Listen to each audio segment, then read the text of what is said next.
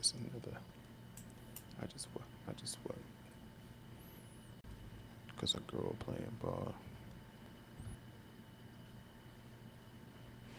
All right, good on Twitch. Good on IG. And last but not least, where it all started, the old Facebook. I mean, that Facebook.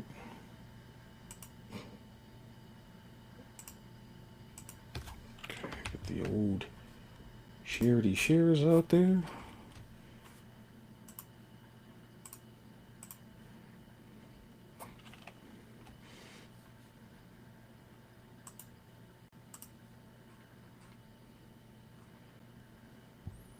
Yeah, trying to get the links out now. Yep, same Z's.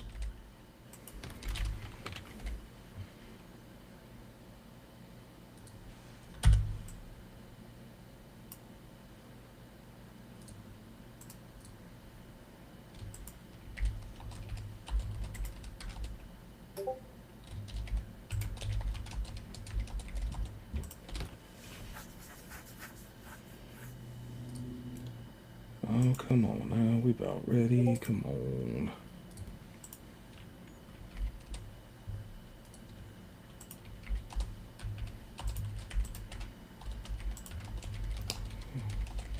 I'll say any day now.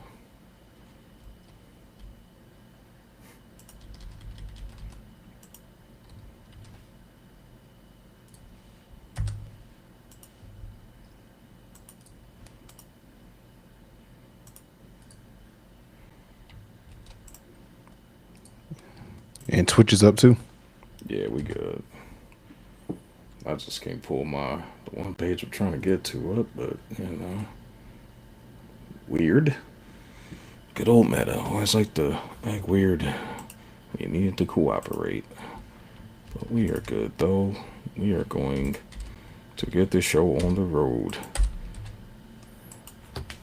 Ladies and gentlemen, I'd like to welcome y'all back to the latest episode of the Crisp Logic Podcast. Your boys are back and in full effect as always.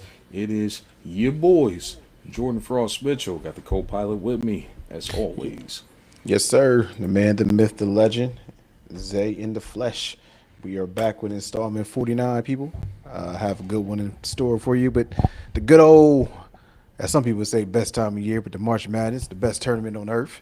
And of course, football is our first true passion. We're a week away from free agency. So we got a good one in store for you. Hope you guys are ready, locked in, be engaged, and I say we jump right into it. We gonna jump right into it again, as they said, episode 49, 99, 95 for your boys. We are definitely back in this one here, man. Again, as they said, we're discussing a lot of different things. We got some NFL free agency on deck here in about a week, March Madness talks and predictions, and the greatest NBA finals ever by some. But we are going to dive into which one exactly that we're talking about here. But first, before we get into that particular subject,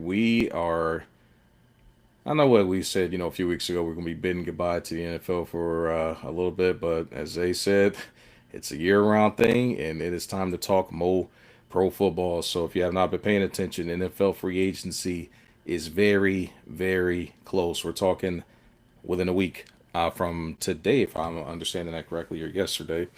Yep. But we got a lot of moves that have been made so far to discuss and unpack. A couple of guys have been released and are unrestricted free agents.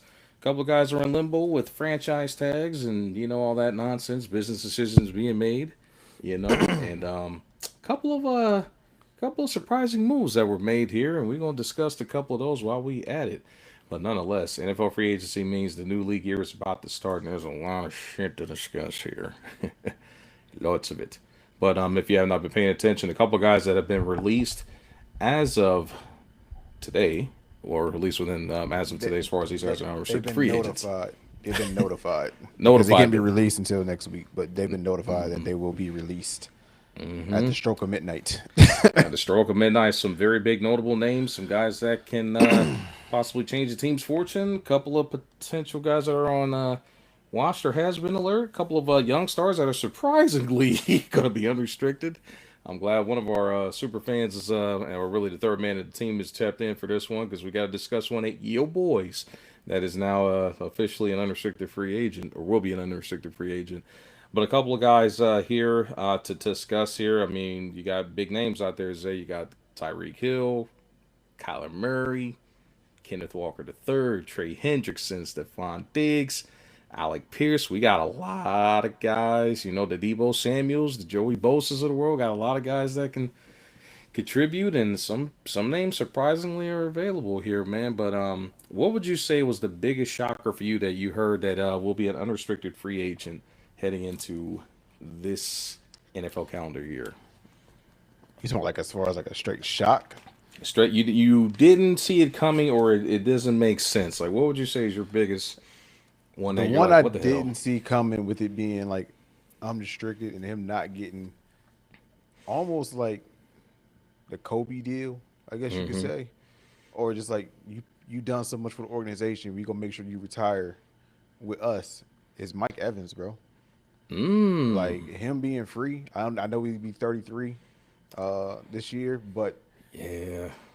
if someone go pay him, why not be Tampa? Like unless they saying that they really want to move on because Mecca showed them enough, and they still got Godwin, but I think he's still gonna be in high demand. And Mm-hmm.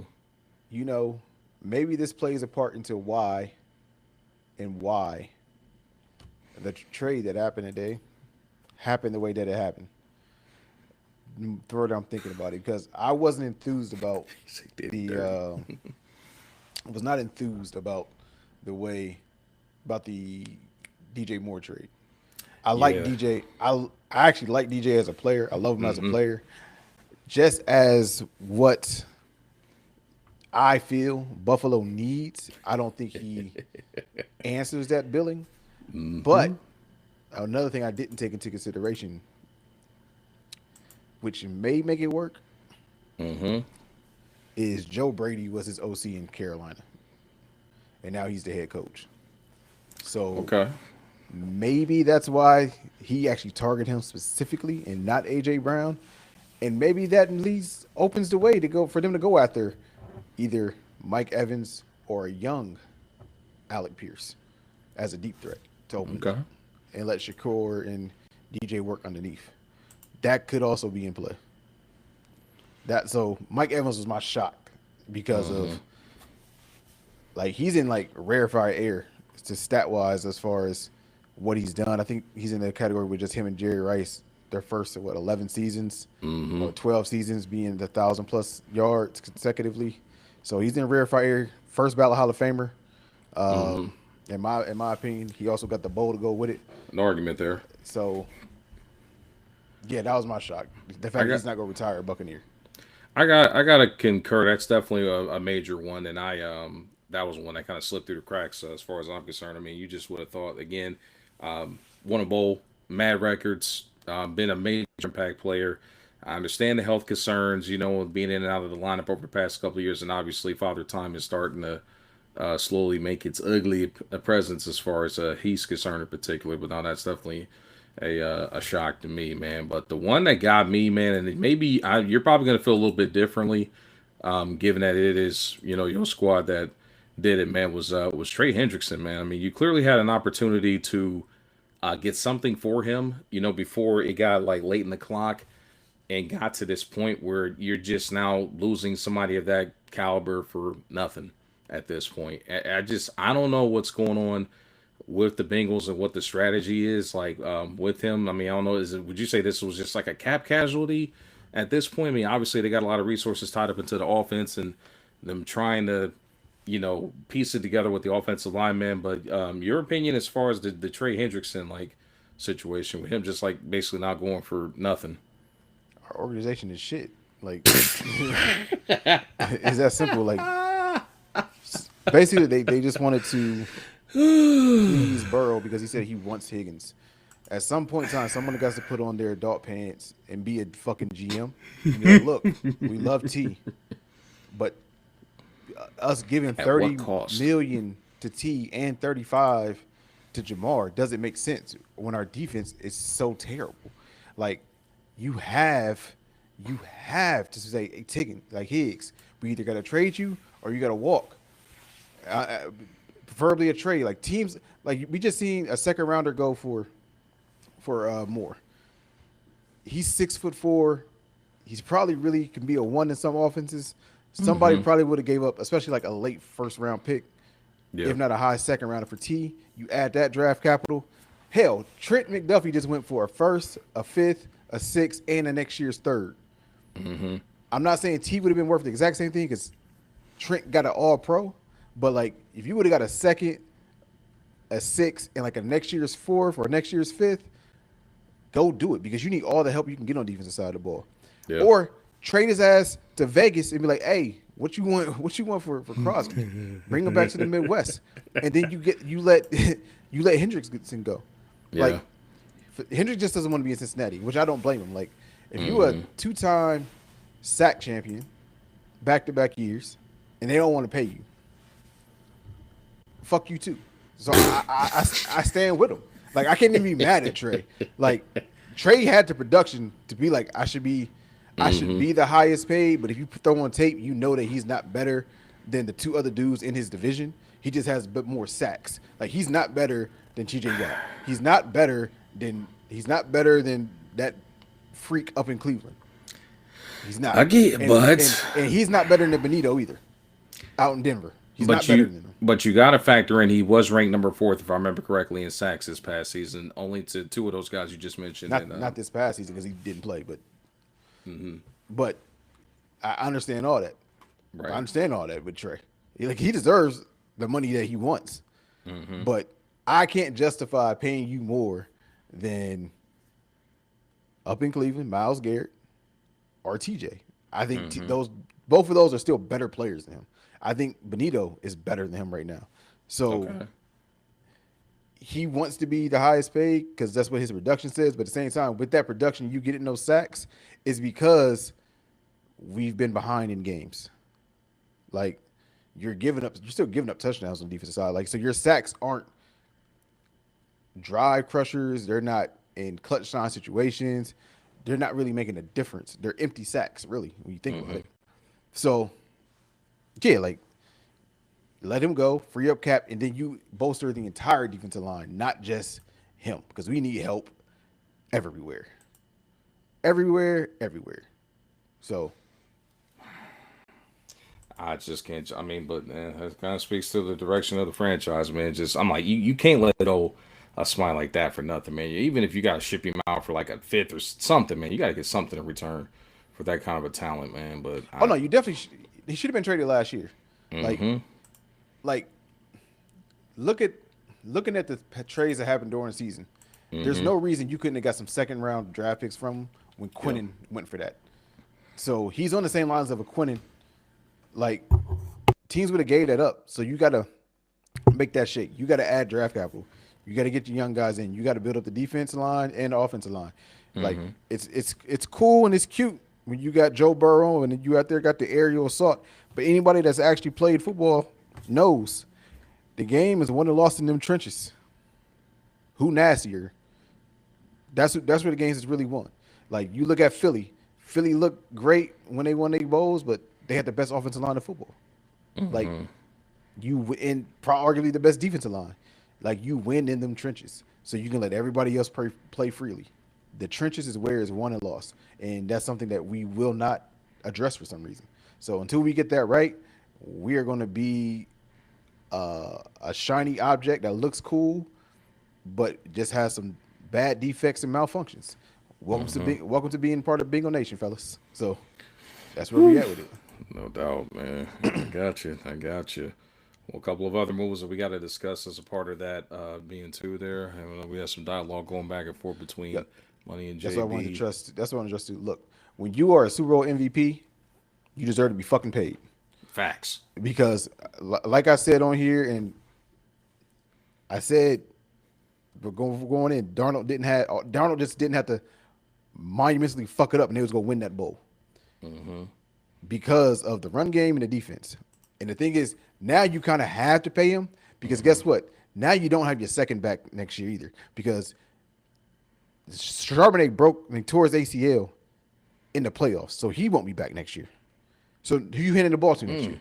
So now off the strength of that alone, you got to pay Kenneth. You have to pay Kenneth. Like Kenneth now has all the leverage. You have to pay him, and now they're going to let him walk. They're not going to be in a position to draft high enough to get the perceived dog of the draft class in Jeremiah Love.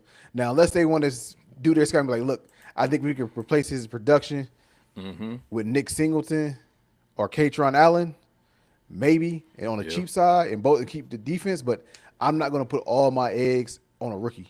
I'm not. I'm just not doing. I'm not doing it because, in essence, you got to replace 2 backs for next year. Big facts. You got to replace 2 backs for next year. And a Super Bowl MVP that one just really didn't make sense, bro. Like putting up that kind of production, and I mean he was fairly healthy for the most part. Last year, I know he had a couple missed games, but I mean, that's a lot of production to try to replace, man, and especially with him being that effective against one of the better defenses in the league, in the moment of truth in that particular Super Bowl W. But no, they got to find a way to do something. I don't know if like them releasing him is basically them just saying bon voyage or what, but that is just insane. I definitely agree, Paz. There could be a chance that they got their eyes on someone else out there. I just don't know who. Like, I mean, the only back that I can think of that I've seen on the list that will be available is Etienne. But to me, he can replace what he's a receiving back. Yeah. Or you could go Rico Dowdle. All purpose, but definitely not every down back. I mean, you go Kenneth Gainwell. Like I like Kenneth Gainwell. I'm not saying that in a bad way. But another third down back. He's not a bell. Right, he's a spell back to me, and they got to replace the spell and the bell cow. So it has to be somewhere. So it has to be somewhere. Well, I mean, hey, they made one splash. Well, I'm not gonna say they made a splash last offseason. I mean, they did make it work by bringing in Darnold. When the Vikings failed to get the job done, but I am very curious to see how this is going to shake out coming off of that Super Bowl title, especially with the Rams making moves to bolster their roster. Obviously, with the acquisition of your boy from Kansas City, Trent McDuffie. And speaking of that, I always said this in the pregame, but the Rams are officially like the king of fuck them picks, bro. Like it's don't benefit. It's beneficial on that. And honestly, that's how. But when they do it, they do it in a way that makes sense. Yeah. And they win. So I'm a big proponent. If you're gonna be at that point in that position where you're drafting in the high 20s every fucking year, I am going to trade my first round pick to bring in an all pro. If I can bring in an all pro with trading the 29th pick in the draft, I'm not finding an all pro. I'm not saying it's impossible because the GOAT was drafted in the 6th round. So it's possible, but I'm not banking on it hitting a home run a grand slam every single time.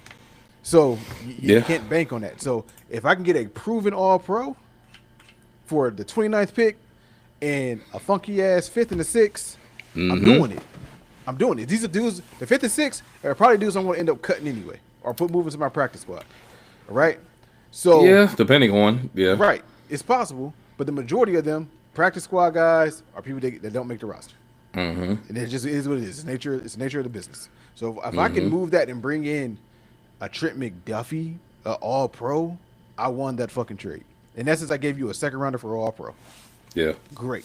And you keep doing that, and you filter them in because what's gonna happen next? If I'm them, I would even double down, and I'm like, all right, I'm either gonna look at. You got to look for the future. So now you got to look like, all right, Malik Willis. You got to look at Malik Willis, Kyler, and if you really want to bet on yourself and prove that it's two coaches I think that would do it. What I'm about to say. And you try and trade that 5th or 4th rounder and be like, give me Richardson because McVay's crazy enough to do it, and the other one's up in Minnesota, and they don't necessarily need a quarterback yet. because he already said like you're a great talent. He put that bug in his ear. Uh-huh. Those two are the two dudes I think it's crazy enough to be like, I can fix him, and if you can do it for cheap, I would do it. Because Stafford probably got this year and it's over. I Stafford think that's it, 39. man. Yeah, 39, bad bag, no. So statue in the pocket, like, and if you can get like a Kyler to buy in, like, hey, learn from Stafford for 1 year, we gonna give you a 3 or 4 year deal. But I think he wants to play. So Kyler won't work. Malik, you can maybe talk that into, but I think Malik or Kyler gonna end up in Pittsburgh as a starter. So yeah, possibly. Zay did kind of hint at like that being a possibility. That's the best situation for them. He's the best replacement possibly in the free agency. So I hate Algier. Like hashtag not enough. He doesn't do it for me. Like the thing is this though, he can replace Charbonnet for this year. He's a good two back, but he's definitely not a lead back. No, I'm just not a fan of Algier. Like he's showing production at times. I'm just not personally a fan of Algier. So not sustainable, bro. Like that dude's the definition of like a fantasy football, like like that back for like 1 week. If the starter just so happens to be out, like can't count on that dude, man. And no offense to him, it's just I haven't seen it, especially during those years in Atlanta. Just haven't seen it, Had plenty of opportunities, but nah, I'm not seeing it here. But let's see. Maybe both. I mean, possibly. But since we have loosely brought up Kyler, of course, I think we all kind of seen the writing on the wall, man. He's ready for a change. Apparently, Arizona's ready for a change. Is it justified with them releasing him and basically saying that they're either going to go draft or free agency at quarterback for Kyler? Do you think this is just a situation where Arizona's making an errant move and there's a second chapter to Kyler's career, or is he officially cooked? Both are true. Well, I don't think he's cooked. I think he's far too talented to be cooked at this point. He's definitely going to be a starter somewhere. Excuse me. But I see Kyler either in Pittsburgh, Miami. Those is what I would be looking at, right? I'll be looking at those two spots. Man. He don't need to go to Miami. So I'll be looking at those two spots, right?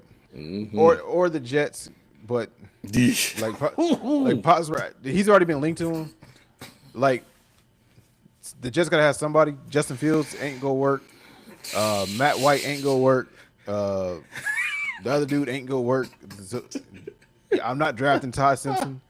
Like, so you gotta hire somebody. You gotta pay somebody. So it's possible Kyler could be a Jet, right? Trade up for Mendoza is what they're saying. No, because he's not. No. I secretly wanted to have it done, but you don't trade up. In my opinion, you don't trade up. You don't trade up for game managers.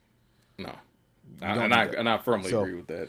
There's nothing wrong with drafting a game manager, but you don't trade up for game managers. In my opinion, Mendoza isn't going to move the needle out in Vegas. He's not. What a damn situation to be in. It's like no matter where he goes to, because it's going to be one of these teams that clearly need a quarterback for Mendoza, but it's like he's damned if he do, damned if he doesn't. Like you land with the Jets, dog shit situation, and you are literally going to probably have your growth stunted. You'll just be another Jets like quarterback casualty, like Darnold, like my man kid out of BYU, Zach Wilson. You know what I mean? Like Zach Wilson just was never that guy. But I knew he wasn't that guy. Like he got drafted off of his pro day, that throw he made.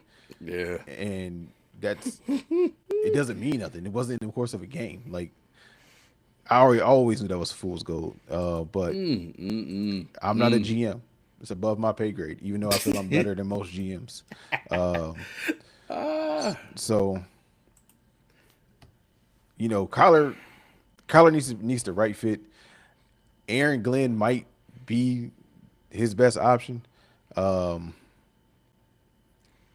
think he can get the most out of him. He's a player's coach, but like I like Kyler's game a lot. I've written a whole article on Kyler. Yeah, boy. I know that's your boy. Yeah, and they took that out. So and they took that out, and that's really more of a thing on. That's really more of a to me, in my opinion, backlash on the organization than Kyler because the Hey man, organization pause. shouldn't throw even if he wasn't doing that. You shouldn't be Mm-hmm. throwing your in-house quarterback under the bus like that. If you go do that, release that information after he gone. Right. Like like to me that's dumb as hell. And we already know their Mm-hmm. ownership is shit. Like Bidwell is ass of an Mm-hmm. owner. So it is what it is. So I'm not putting too much stock in that whole he didn't read film. Like I don't think you can be a start. He didn't watch film. Like I don't think you can be a starting quarterback in the NFL and play at some of the highs that he played at and not watch film. Mm-hmm. Like it just doesn't happen that way. Like you got to remember before Kyler tore that ACL, Mm-hmm. that season before, he got him to the playoffs. He was in MVP talks. You know that was the Hail Murray that he threw. Like Not the yeah, Hail like Murray. yeah, like so. Kyler's had moments where he's like really like that, and Mm-hmm. he also hasn't had consistency or great coaches. Like I understand he was drafted first overall, but who was his coach? A guy that got fired from fucking Texas Tech and couldn't even hack it in college. Fucking Cliff Kingsbury shouldn't have got an Exactly. NFL job to begin with, man. Don't That's get me that's started on that. that's my whole point. He was never given a good foundation. So I actually, you know, I don't want to see him in Pittsburgh now because I don't Mm-hmm. know, but I think Tomlin would have really gotten the best out of Kyler if Tomlin was still there in Pittsburgh and he went to Pittsburgh. Mm-hmm. But in the famous words of Kanye, I guess we'll never know. So, What the fuck does that mean, we'll never Kobe know. Bryant? We'll never know. But You're welcome. but yeah, so I Yeesh. Kyler either Miami, New York, Jets, not Giants, and then yeah, that's probably where he's going to be, or Pittsburgh. So I could see him. I could see him possibly moving the needle for Pittsburgh, man. I mean, that might be the one situation where it could work. I don't like But McCarthy. That's my issue. that's the only. I was just going to say that the only question. I mean, if Tomlin was still there, maybe, but I just don't trust Mike McCarthy, man. Like that. We're going to do an episode on how the hell like his ass just keeps getting like jobs and but Episode right there. I just explained it. I just explained it in 3 seconds. we're going to talk to the production team, tell them to jot that one down. That Oh, Joe, that's definitely one of the best quotes of all time. Words of Oh Kanye. man, I guess we'll never know. That's that one is that is definitely aged well for sure. A couple more guys we got to discuss in particular, man, off the free agency list here. We talked about Kyler. Unexpectedly, Stephon Diggs was released, and it wasn't necessarily a bit of a cap casualty, but I think there's more to it with the Diggs situation. Your thoughts on Stephon Diggs being abruptly cut here today? Is this a cap casualty, or do you think there's more underneath the surface on this one? I mean, was still I don't know. productive, still put up numbers, I don't know. Like didn't seem to be a distraction. he had 85 catches, 1,000 yards, Super Bowl run, With a young quarterback, was still putting up numbers. locker Like, locker room leader. Like I like Stephon. Like mm-hmm. you seen the clips. Like yeah, I wouldn't trust him with my sister, but as a football player, hey, I fuck with Stephon. But you know, like as a football player, like I fuck with Stephon. Like, please don't tell me you never seen that clip when he was with the Yeah, I know Vikings. what you're talking Like, about. like, but no, like Stephon, somebody that, and when I played, or he's someone I would want to strap him on with. Like I fuck with Stephon as a football player. So I think he got more in the tank. I think he proved that this year. Could this be could he reunite and go to Buffalo one last time? I doubt it.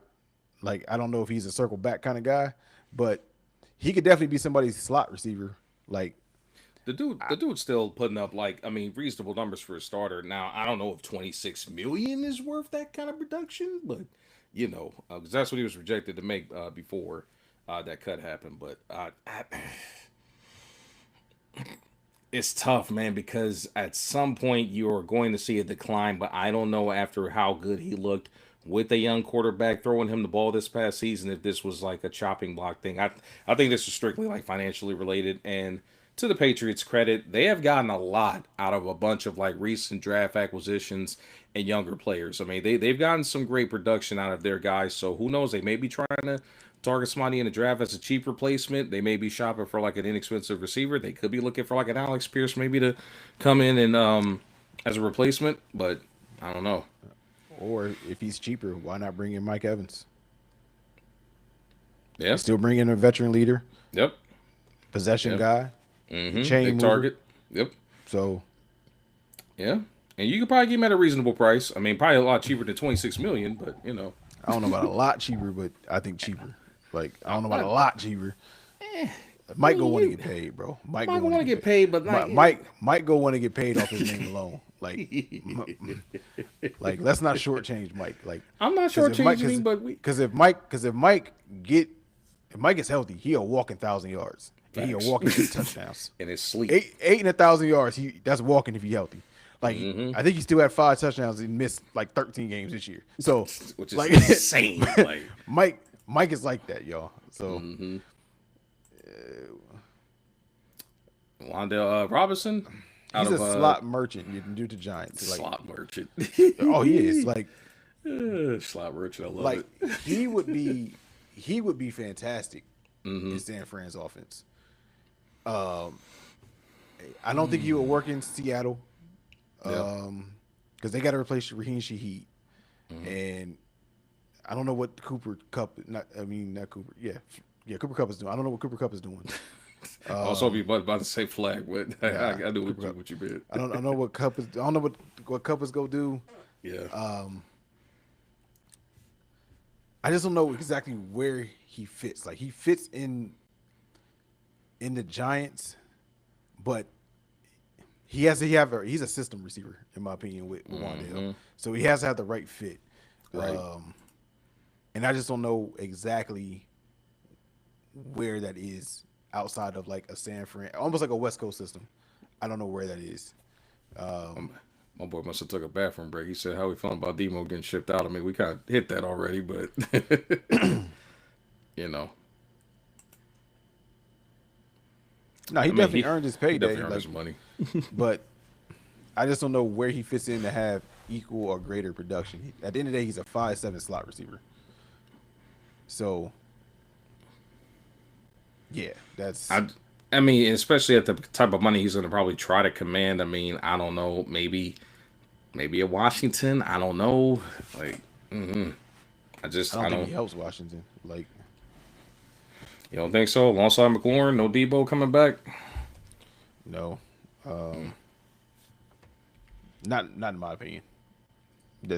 No, like because I'm looking at Wandale, right? He had a 92 catches and 1,000 yards, so a lot of catches, but not the best yards per catch average.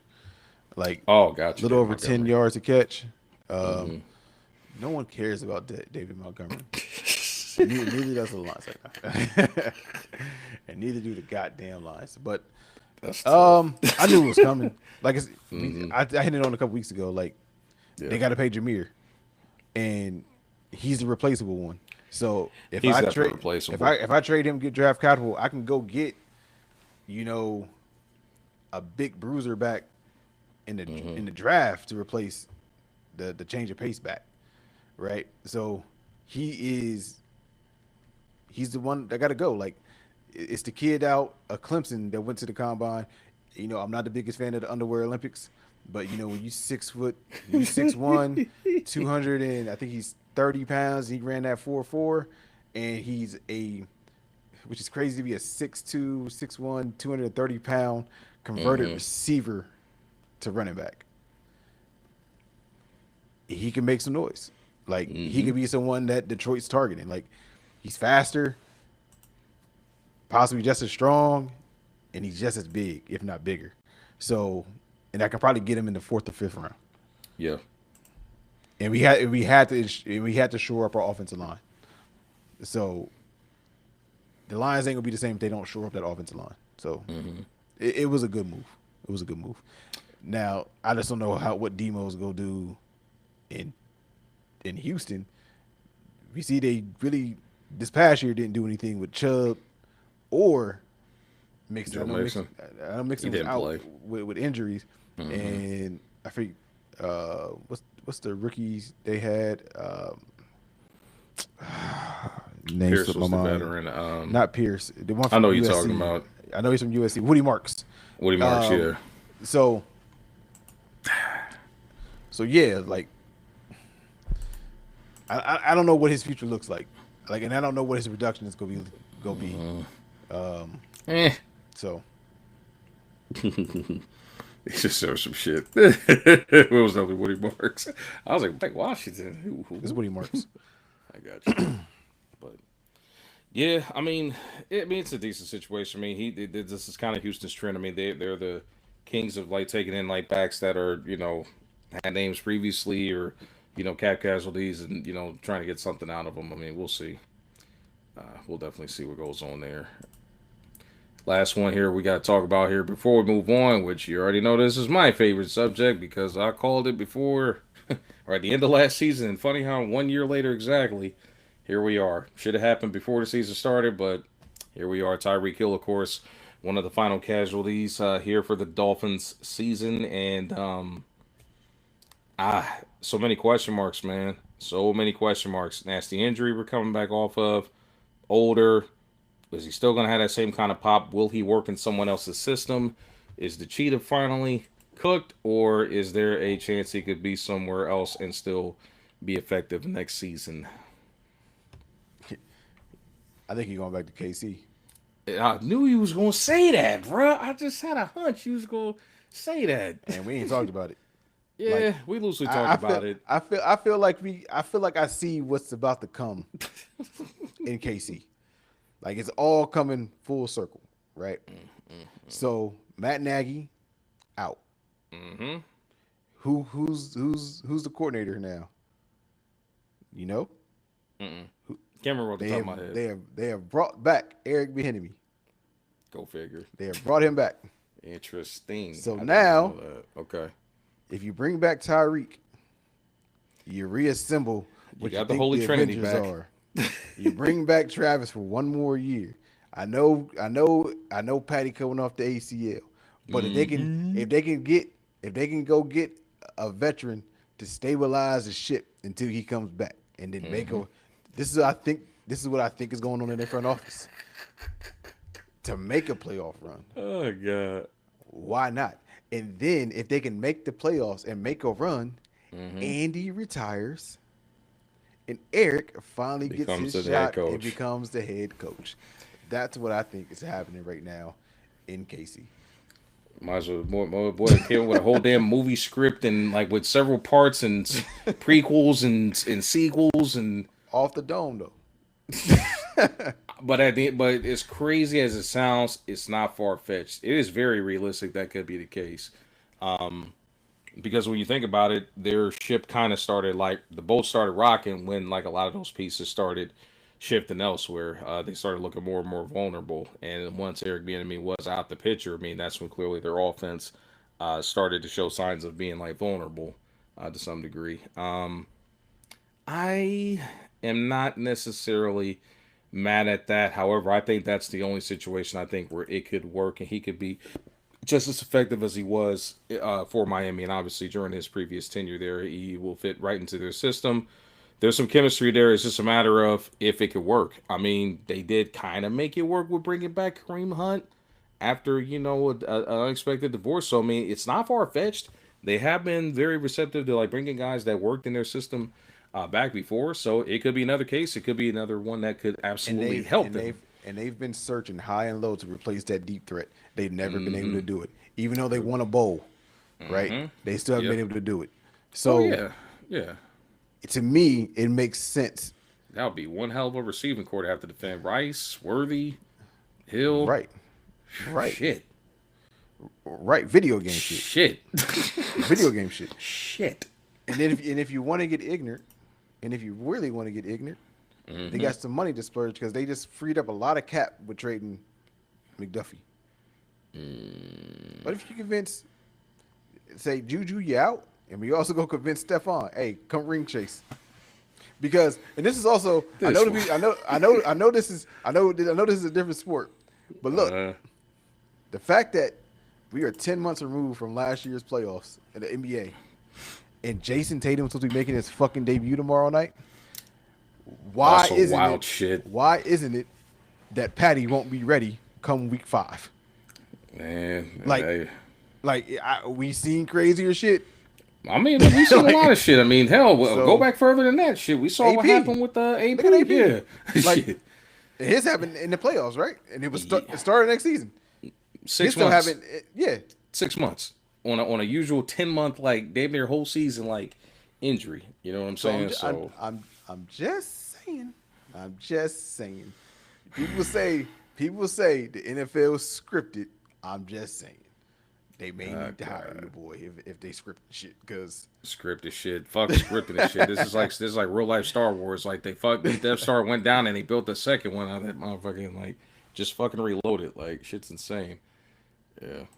if Rasheem can stay out of prison. But that's why you bring in Stephon. He replaces that middle of the field receiver. You bring him in. We don't trust you. We don't trust you, son. We gotta hit him with the Morgan Freeman. We don't trust you, son. Drugs. You know what drugs do? It kills your brain cells, son. It kills your brain cells. I know we had a Black Old History Clark. Month, but as we Old say, it's Clark. all year, man. Joe Clark, man. The original HNIC. If y'all know where that's from, man, go check out Lean on Me, man. One of Morgan Freeman's best performances ever. Period. But yeah, I mean that's another factor too. I mean they have to get a stable option at receiver because it's been a shit show for them ever since they got rid of Tyreek. Whether it's like guys get in trouble, guys like they bring in like the Hollywood Browns not being able to stay healthy, guys looking washed up or not being able to like really like contribute like how they used to with Juju. Like they need some stability. Or they finally get the guy that can actually take the top off Mm-hmm. in Valdez Scanling, but nigga can't catch a cold. Like, you know how many deep passes he dropped? It was ridiculous. Open. Sir, you got to remember, as many receivers as we went through last year, we had to rely on MVS at one point, and he still couldn't catch a damn cold. He Out like there in San Francisco. he like Orlando Jones from the Replacements. Fast as hell. can't catch. Penny catch. We can teach. That's where you come in, Leo. Nah, man, get the damn thing there, boy. I don't think he could catch something even if he had a pound of stick him on his hands. Pause. But just head brother in charge. Man, go ahead, bro. Because you know if you said the original version that was not getting aired on here, buddy. Even though we've said it verbally, but we don't need that. We don't need that in writing. But nonetheless, man. But nah, I mean, I think there's some mileage left for Tyreek. I just think that particular situation in Miami, it had to be turned over, bro. I mean, whether it's the on the field like friction with Tua, Mike McDaniels as a coach, the shit off the field. I mean, he needed to get the hell out of Miami one way or another, man. It was just time, like they clearly had peaked. People had figured them out. They knew like, hey, okay, cool, over the top. We gotta make sure we just keep two over the top against y'all, and basically make sure that we don't get BD. Because you don't have anybody that could, clearly go underneath or, no slot merchants to rely on, or even like no big targets to like help like open that shit up. So, but yeah, we'll see what happens with Tyreek. I think there will be another chapter to his career, but I think the days of him being that almighty like game changing like uncoverable guy, coming off a nasty injury, gotta to see it. So, but more NFL, man, to come as we get ready to approach. And obviously, next Thursday will be in full effect with the free agency and the new calendar year turning over. We definitely have a lot of shite to talk about in regards to the NFL. But one thing that is also with it, well, it's not next week, but basically we'll have a clear picture of where we're going to be looking at in 2 weeks from now.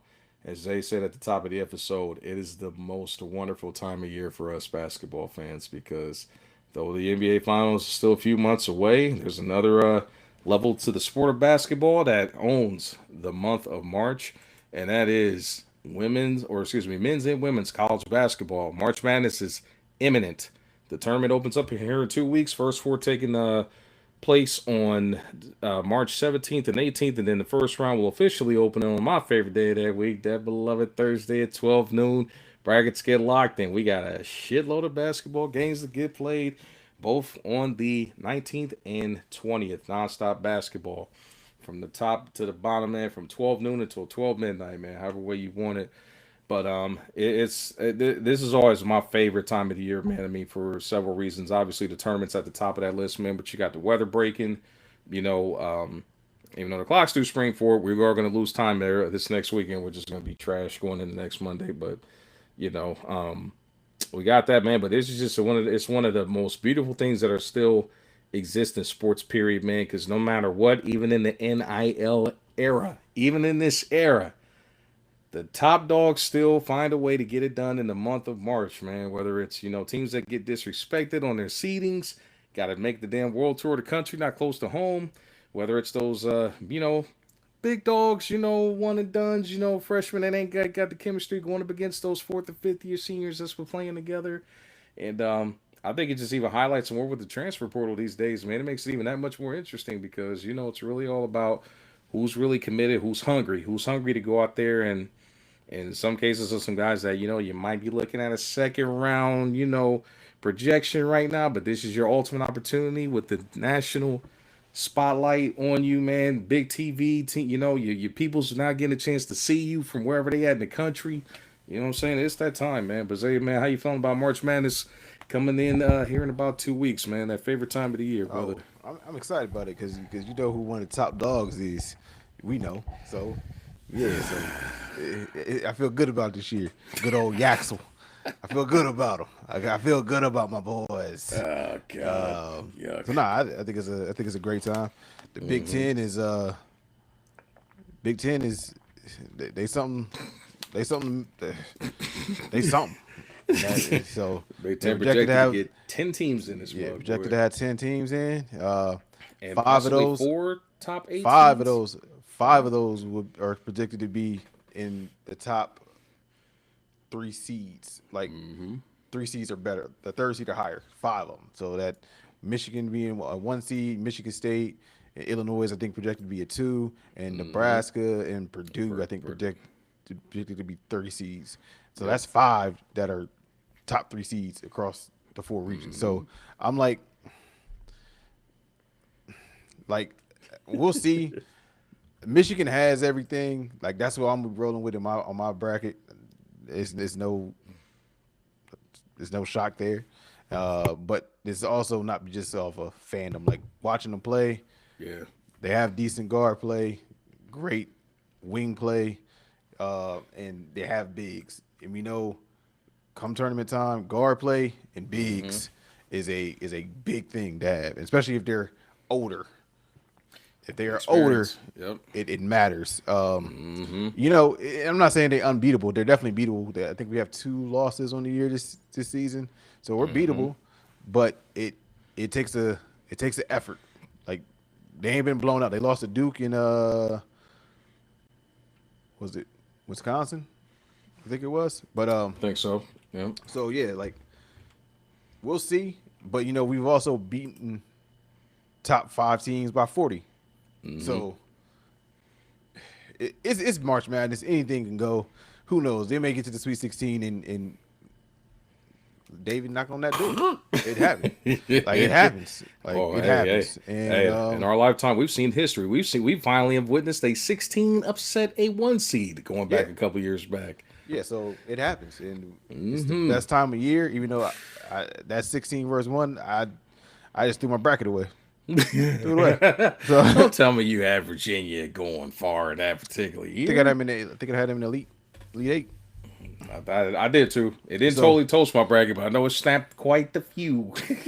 So I think I had them in the Elite 8. So oh man, that shit when was you crazy. lose something, because you get more points the further they go. So that just killed like 60 points with 1 loss, and I'm just like Jesus. Like I ended up still coming like in third that bracket, but yeah. Sheesh. Nah, definitely. I'm feeling that, man. Nah, definitely like it, man. I respect you, man. Like just because you rock with Michigan on both. Like some people tend to deviate When it comes to college basketball from like Yeah, their schools or whatnot. But yeah, because or have I like a rock with second, third team. Michigan. I rock with Michigan both, even in baseball, college baseball. Like I Yep. rock with Michigan, period. Even though, even though I am a Coach Cal guy, so like I fuck with Coach Cal. So like Yeah. Memphis, I I wanted the Memphis jersey that had the little swoop down it when D Rose Yeah. and Yeah. was this Michael Douglas Roberts Chris were Douglas there? Roberts. Yeah, Yep. Chris CD Douglas York. Roberts. Yeah, Yeah. yeah, like that, and then you go to Kentucky, you got the John Wall. Yeah, I was with all that. I was with all Nah. that. Like, The man. yeah, so I I was with all that. So I fuck with respectfully. Joe. I fuck with Calipari. Coach Cal. Yeah, I I, got you. I fuck with him. Yeah. But Michigan is my team, like pretty much Nah, across the respect. board. Respect. So Nah, no doubt. And I'll be the first to tell anybody, man. I'm one of those guys I was just talking about, man. Because, everybody knows me know when it comes to football, I'm go Buckeyes, man. Scarlet and gray all day long. I will be the first to admit I am very fair weather when it comes to the basketball team. And it's mainly because of how up and down the program's been since the departure of Thad Matta from the school. It's just been like one hell of like a roller coaster ride, like with coaching and stuff. I'm excited to see that Jay Deepler's got the boys in position to possibly make the tournament. Right now, they're currently projected as a ninth seed after a couple of big wins, but it's not fully locked up yet. But gotta win and finish strong here at this point and see what they can do. So he said, my man, hold on, he's saying he's true to the blue. Well, technically, now he's coaching those good old Razorbacks now, but that's another story for another day. I think he's talking about me being with Michigan. But Oh, true. let me Oh, let my me fault. let me let me ask you Kentucky this Big though. Blue. Yep. Yeah, let Talk me to ask me. you this though. As a Ohio State fan and you being like fair weather because of the inconsistencies, how do you feel? Like hindsight is always 2020, No doubt. but the fact that you guys hired Diebler because of who his brother is, not even like people gotta remember this isn't the Diebler that played at Ohio State. This is It's the not brother John that's Diebler. This is Jake Diebler. Yep. and y'all said no to Dusty May after he interviewed for the job and said he wasn't a big enough name.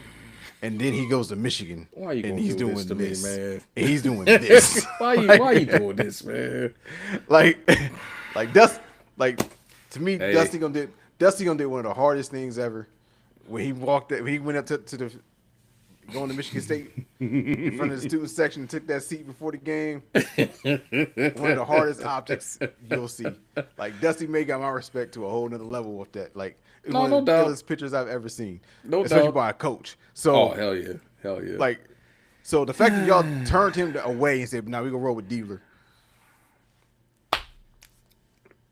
I got nothing. Hey, it is what it is, man. You make your bid. Clearly they felt that, on Jake's first year and was, let's just say the seat was starting to turn up a little bit given how this season had gone so far. But Jake seems to have righted the ship here in recent weeks and went on a nice little hot run, with the squad. It is what it is. I can appreciate them like showing loyalty, you know what I mean, to a guy that did show promise. He's one hell of a recruiter. So I'm not going to take that away from Jake Diebler. He's definitely a strong recruiter, and I think he just had a little bit more of being a player's coach than what Holtman did before him. So I'm not mad at it. Would I've liked to have seen Dusty May get the job? Absolutely, but it's still early for Jake Diebler. I think all the calls for people trying to say he needed to get fired, I think was just a little premature and outlandish, man. I'm like, It's you only gotta get a YouTube. guy time. It's only That's what. YouTube. So Yeah, and as much as I love Buckeye Nation, we about as bad as any fan base when it comes to like bullshit talk. Don't get me started on the calls for Ryan Day's head in football. You know what I mean? and you That know, shit seems to trickle over in other sports. I am a resident Wolverine living in Columbus, but I also know that I'm aware of what's going on with Ohio State, right? Ohio State fans also have to realize they do not pour money into the basketball program the way they do the football program. No. And it's not because they don't have the money to. Like Michigan is one of the only schools that pours into like pretty much all their athletics. Like like I don't know, it's not too many more schools you could be like, all right, basketball teams on pace to go to a Final Four. Yep. The hockey team is always in the Frozen Four. Football team just came off a national championship within the last 3 years. Yep. College football, they are in the College World Series. Mm-hmm. The girls were in the college softball World Series. Like Mm-hmm. the girls is top five. At one point they were top five. I think they're top 10 in the nation as well. Mm-hmm. Top 10 in women's hockey. Yep. Top 10 in softball as well. They pour into all their athletics. Ohio State doesn't do that for some odd reason. You know they got the money. So I mean, at the end of the day, you know their philosophy is different than what other programs are. I mean, obviously, you know how much money that football team generates here locally. You know what kind of I mean, you know what the vibe is here, man. It like the Buckeye football down here in Columbus. It's just it's a religion, man. Like, I'm not saying I follow it like as strongly as like in a Cole following, but we all know like it's about the football team here locally. The basketball, I mean, maybe I'm part of that culture as far as like being a fair weather fan. To that degree, but I know it's also because of like like you said, some of the part of it is the resources that they don't put into the program. They're gonna have to open up the checkbook. You know what I mean? It can't all keep going into like football and like all this, just the travel arrangements and they have to like balance that checkbook better, man, and find better, get more contributions, man, like going towards that basketball team. If they're gonna try to like stay, if they're gonna like call themselves like being on like an elite school as far as like from the athletic standpoint and want to compete in all the sports, you're gonna have to at some point. So that's part of it with me. Is partly the lack of resources getting poured into the program. So it's clearly something that we'll be discussing about that. I'm sure sometime down the line as far as like circling back to the whole NIL impact and how that does impact like recruiting and getting guys to stay and attracting talent, man. Because we can get guys here, but we seem to have a problem with keeping them here, and it could very well be to the lack of the ducats, especially in today's game. As quiet as it said. that NIL era, motherfucker. Boy, hey, big business. Big business. Big money business. Big money Yep. business, partner. Big money business. And even for me, man, this year in particular, I'm definitely excited, man, because not only are my Buckeyes back in it, anybody knows me, I'm also a big fan of the Villanova Wildcats, who are quietly having a solid season. I mean, I know they're kind of overshadowed by UConn in the Big East right now, man, but they're currently sitting at about around ranked 28, pretty strong record, and on pace to return to the tournament for the first time in 3 years since Jay Wright's last Final Four appearance as a head coach for the team. We unfortunately went through and bless his soul, man. I know Kyle Neptune, man, that they were trying to be loyal and bring in a Villanova guy to coach them, man, but it just simply he just wasn't getting the job done and getting the results, and the immediate turnaround with this new team and the new like coaching regime here was just like a major like plus to that. But I'm really excited to see what they are doing heading into this particular tournament. Right now, they're currently projected as a I want to say again, they're projected as an 8 seed. I'm excited to see what they can do. Now, am I gun ho to the point where I'm ready to like say they about to make a crazy basketball run? Not sure. Still got to see a little bit more out of them, But I'm excited to see them back in. I'm definitely gonna be tuned in wherever they land at on the schedule, whether it's Thursday or Friday, to see exactly where it's gonna go, man. But I'm definitely excited to see what Kevin Willard and the boys are gonna do this particular postseason. We got another comment that came in here. D Mo. He said, not like the Wolverines, though, and UVA is back. UVA is making some noise. I think currently projected to be a 3 or 4 seed right now in the ACC. But, we going to see, man. There's a lot of teams that, we got to see how this bracket thing shakes out. But there is one in particular I want to discuss who has not been getting the respect that they deserve, and they've been. So we knew they weren't getting the respect they deserve, but to me now it's just flat out disrespect with Miami, Ohio.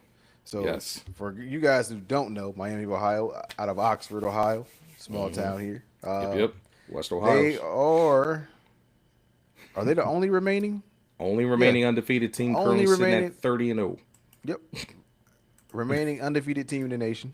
Mm-hmm. Out of the MAC conference, which is it's a mid-major conference. No doubt. They end their season tomorrow with a chance to end with a 31-0 regular season bid. And as of right now, according to bracketology, where are they predicted to be in the bracket as a potentially 34-0 team going into the tournament? Drum roll, please. 11th, an 11 seed. They're potentially going in as an 11 seed as a 34-0 team. Crazy. I don't care. I don't care if they are in the Sun Belt. I don't care if they are in the MEAC. If you are undefeated, if you are undefeated, or the SWAC, if you are 34-0, 11 seed crazy. So even if they lose a game and don't win the MAC championship, y'all pay attention to where they at in that damn bracket because they are going to upset somebody.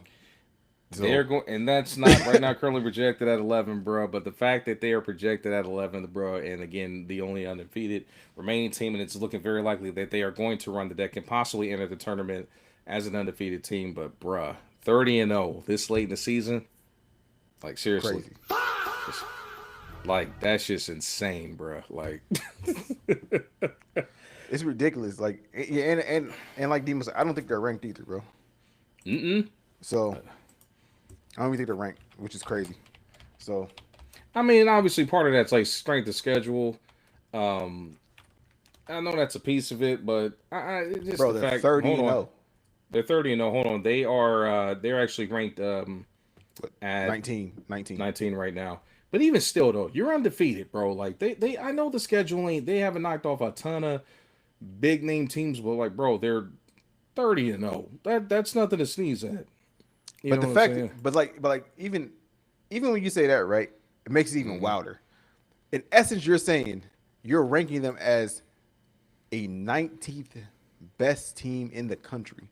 But when it comes time for the tournament, you're putting them at 11, meaning you're putting potentially 40 teams above them in the ranking. So according to their ranking, they should minimum be what? A top 5 seed.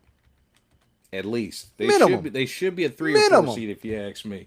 Minimum. It should be a top 5 seed. An 11 seed is crazy. The only way I can see them being predicted as 11 seed is that they're predicting them to lose in the MAC championship. Like, there's no way they can go into this 34, 35 and 0 and be an 11 seed, bro. But here, It's no way they can be that disrespectful. It's no way. No way. but here's what gets me with their whole situation. So another unknown fact that a lot of people don't know, they requested to play several blue blood high ranking teams Ohio this State said particular no. season. Actually, no, Ohio State said no. Not only Ohio State, BYU, Wisconsin, Marquette, Florida, USC, Utah, and UCLA all didn't want to smoke with this team for some weird reason, bro. And now we know why. Somebody on that scout Right, was like, Debo, hey, right? hey, that's a well-balanced breakfast over there in Miami, Ohio. Make that make sense, man. It's a MAC school. What are y'all scared of, bro? Like, damn. You supposed to go out there and prove that, but for that many they scouting department like, if you know, you know. Hey, he's out there sounding like Mick and Rocky 3. This guy a K in the dev inside of 3 rounds. He'll knock you into tomorrow, Rock. He's hungry. It's just like, that shit's insane, bro. Like, the fact that they didn't want to match it up with the dog like that, that's blowing my mind, bro. I'm like, a MAC school. I understand if, like, you don't want to take on, like, a big dog, but, like, no, I don't. Because y'all take on the big dogs with all the ACC versus Big Ten challenges. Y'all take on these big schools for the money and the TV exposure, but you refuse to play a school out the MAC? Like, what is that about, bro? Like, what is that about? That was them. I walk into the tournament like, hey, our theme music. Who wants to smoke with us? That's what we coming out to, Boy, off the rip.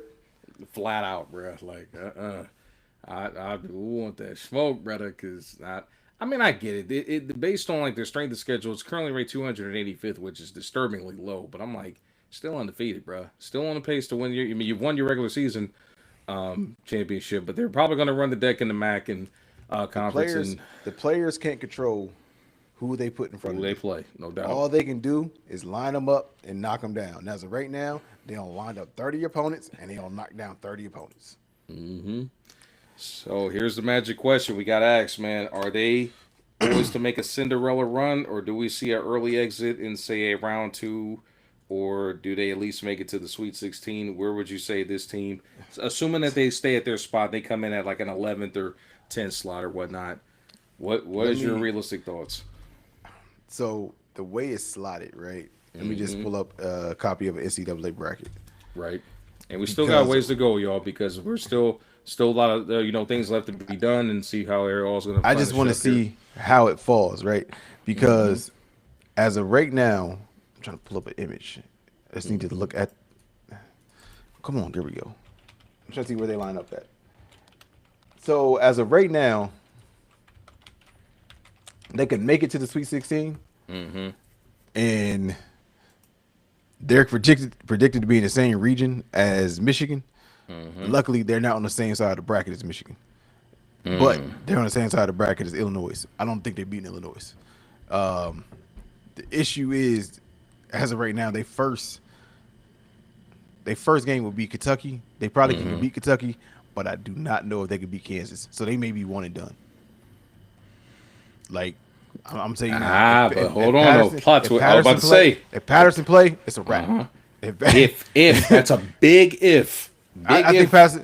Patterson has to play in the tournament.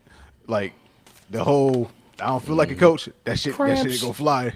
Cramps. If Patterson play, Uh they might get taken behind the woodshed because Patterson like that. But oh, he's like that, bro. We all know that. The so question has been like, the nonsense, like the moment, he had a couple weeks ago, which is really where the whole like dedication got called into question. You come in, knock down a jump shot, and talk signaling to take yourself out, talking like I'm cramping up, yep. but we gonna see, Kansas is gonna be a tough task, boy. That's a it crazy will second be. draw. That's a It, crazy second draw. that is. But I'm not sold on. I'm just not sold, man. 'Cause, in my opinion, three seeds are always like a little fraudulent to me, man. Because like they're good enough. They it's almost like they got the potential to possibly be like a 2 or a 1 seed. But there's been enough slip ups here and there, whether it's in conference, out of conference. A couple of games coughed up to the point where they landed that spot. Like the committee respects them enough to keep them in the mix, but they don't respect them enough to like basically put them right up there as like a 2 or 1 seed. So we gonna see. Oh, what? Realistically, they are one and done. He does not believe. He does not believe. I'm saying if it pans out and they ain't that same, if they get, I'm telling you now, if they realistically draw, Like St. Mary, they mess yeah, around and get moved around and like slip and draw St. Mary's. They're going to the Sweet 16, bro. Because I yeah, think but I think I think they could. I think they could knock off in Illinois if you ask me. But I've seen Illinois guard play, ah, nope, okay, guard play, I got you. I got you. guard play, and I that's got what it you. comes down to, guard play. Yeah, Yeah, I got you, bruh. But this is a grizzled team loaded with like veterans, man. Good experience. But we gonna see. And this is the beauty of the tournament, man, because you got the teams that get overlooked, get disrespected. They come in at those double digit seeds. Like there's always a 5-12 upset for some particular reason. It seems like that shit happens every year. It's damn near guarantee. Here of late, you've seen a lot of 11 seeds upsetting 6 seeds for a reason because it's a lot of teams that shouldn't be there that get slotted there, and they wind up starting to tear up people's brackets real quick. I think it's really that 13 and 4 matchup. That's where you really see a that's lot. But another one. Yeah. I don't. What's being predicted? Granted, you never really see it coming, but it No. happens. Yeah. Because again, like them fours and them fives, man, they just be a little fraudulent, man. They got the potential, but just get caught on the wrong night, get caught turning up a little too big. Come out and see one of them 1-2, 1-1 full court presses that they ain't used to seeing. Don't let me not take it back to the days of Shaka Smart at VCU. You know what I'm saying? Like choke your ass And out, boy. but why were they like that? Guard play, Van Vliet. Guard play, No like doubt about. Hey, I know. I already know what it is. You. Bottom line, if you couldn't play full court defense, you was not playing for Shaka Smart, man. There's a reason why they that shit was death, boy. They choked the shit out of teams with that hey, defense. I So, ain't gonna lie. That was one of the hardest quotes I ever seen by like a mid major team was the guard from VCU, not Van Vliet. It was the other one because they played Ohio State. This is uh huh. when Kraft was there, and he was like, And that's what he said. He a white boy. He can't do shit with me. And proceeded to cook his ass because he said he was the top defender in the country. He cooked Aaron Krabs. God, I remember that too, bro. Like, Yeah, old Rose one, Cheeks. one, Pause. one of the illest lines because like the fact that he a mid major guard, who, in essence, he barely made a D1 team. Him, oh, that's barbecue chicken over there at Ohio State. Watch this. Barbecue Watch chicken this. alert. So yeah, man. Yeah, And being told to, and being said that to the nigga that's not an NBA nigga on that in that backcourt, he's the one that didn't go to the league. Fred went to the league, was an all-star, and got a Speaking of ring. Travis, got a ring too. Like, hey man, Freddie V. $100 million guy. Mm-hmm. He ain't say it. It was his combo guard. It was his duo. Mm-hmm. So I remember. Can't remember old boy's name, but I definitely do remember, man. So it's gonna be a lot. We got a lot more to talk about as far as the tournament goes, and I'm just excited, man. I'm ready for all these tournament times to start like finishing up, man. So we can get this show on the road, man. But definitely stay tuned, folks. Again, we got about 2 more weeks left, man, before this thing happens. A lot of conference championships. So over the next week, you'll start seeing a lot of these small schools start breaking through their tournaments, punching their automatic bids, and some of these teams that are on the bubble either get ready to pack their bags for the NIT or get them shoes ready to go dancing. real quick, because I told you who I'm picking early on. Who's your favorite to take it? My favorite right now, I'm going with the team that I had last year, man. I think they still got a little bit left in the tank, man, to make a big run.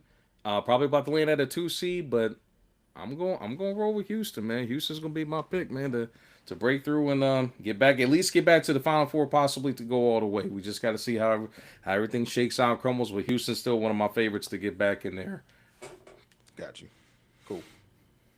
Ain't mad at For you. now, that could change next week because us could get hurt and But for now, Houston is my pick to as far as like top seeds to get through there. And you know me, I'll give a damn. I'll go down with my pride and I'm gonna say my sleeper team. Fuck it, I don't give a damn. Villanova's my sleeper team, man. They'll at least make it to the Sweet 16. Might surprise some teams, but I think it's because they've been flying under the radar and they got a couple of good quality wins against some good teams. They can make some noise. I'm confident in my boys, man. Go Wildcats. My sleeper team is just because of one person too. Oh shit. It's North Carolina. Caleb is like that. He is. 6'11", athletic. Caleb like that. So if he get hot, hey, I'm just saying he gonna be a top 5 pick for a reason. So No doubt. I like that. This is a heavy, top end heavy draft class. Like This is definitely this. I mean, people they saying that teams gonna be able to get they franchise type player 1 through 6 potentially.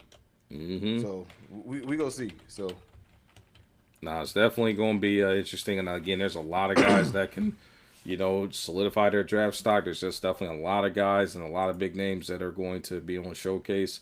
I know we kind of mentioned it before, man. Be on the lookout for the Pattersons there, man. Darren Patterson. Be on the lookout for guys like him. Be on the lookout for AJ DeBonsa out of BYU. You still got Cam Boozer. You got a lot of guys. And then as they just mentioned, Caleb Wilson. You got a lot of guys that's going to be out there ready to make some noise. But yeah, we're going to see, man. The guard from Arkansas is shooting up people's like, yeah. And Darren, I forget his last name, but yeah.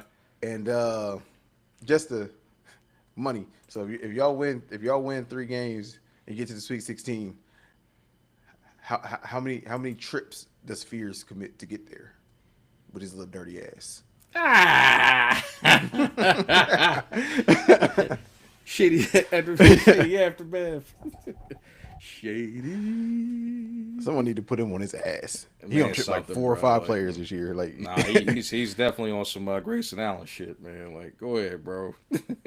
Need to chill with the antics, man. But yeah, whoo, Okay, we got a response. We got a response from Sir Money. Let's see. He said Three to about four about trips. 3 to 4 of them things talk about.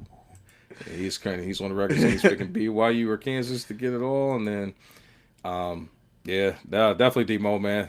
That's really about it, man. So we gonna see, man. We got a lot of basketball that's left before these brackets start getting locked up, and I'm gonna be having my pools ready and start collecting them fees next week. So we gonna see what it's about, but that's my favorite time of the year. But while we are on the subject of basketball, we are now poised to head into our final subject here, and Demos on the record saying the Wolverines have what it takes to win. Yeah, I mean, They have there's everything. They just got to put it together.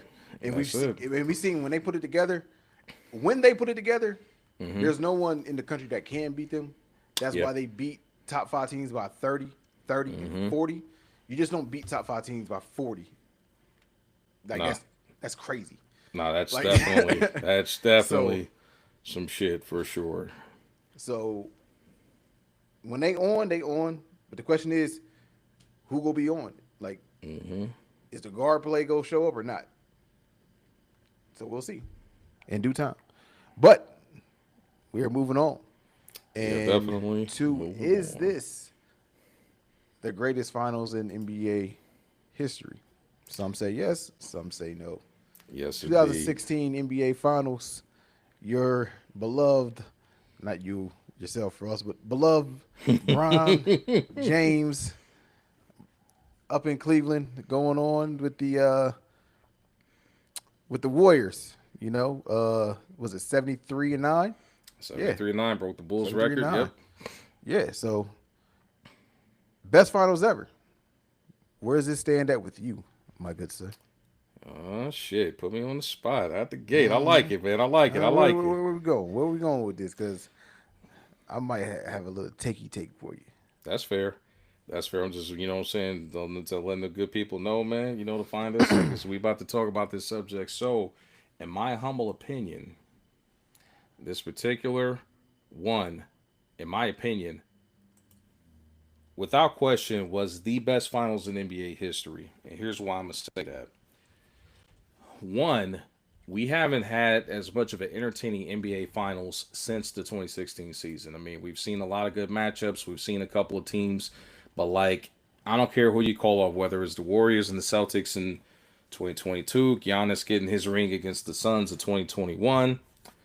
Last year, Pacers and Thunder, even though, our boy Tyrese Halliburton went down and OKC wound up, completing their journey. The Nuggets a few years ago, knocking off the Heat, the bubble. You know, we just have not seen one that was that epic. We're talking like with loaded with future Hall of Famers, all stars, all NBA talent on so many different levels, so much drama, and the fact that it was must see TV, bro. I mean, think about this for a second. You got so much shit that was going in to this particular NBA Finals. You got, like you said it already, you got the Warriors. They're sitting there, man, 73-9, just came off of a 7-game series against the Thunder. They're pacing to make history, man. They already broke the Bulls record. They right there, man. They hitting on all cylinders. Can't be stopped from beyond the arc, man. Like they're changing the game as we speak. They also are repeating as champions potentially too. So you're coming off the 2015 finals, and you had a lot of people tripping. Oh well, if LeBron had Kyrie and Kevin Love, they would have won. And people called it into question because me, I was one of those ones that I was like, every team they faced, they did not have their starting point guards. So in my opinion, if you're gonna put an asterisk by LeBron's final championship in the bubble, you gotta put one behind the 2015 Warriors championship, right? And we all know the tale of the tape. Warriors had them locked up, 3-1. They up. It's over with. LeBron can't stop. LeBron and Kyrie can't do it. Where's Kevin Love when you need him? J.R. Smith, anything is possible. Shump dealing with injuries. You got all this shit going on. And then you got that game 5, man, going back to Oakland. LeBron straight up told his boys, if you don't think we can win, don't get on the fucking plane. Straight up. Straight up. And you got some people that think, oh well, Draymond Green didn't get suspended for Game 5. It could be a different story. It'd have been a wrap.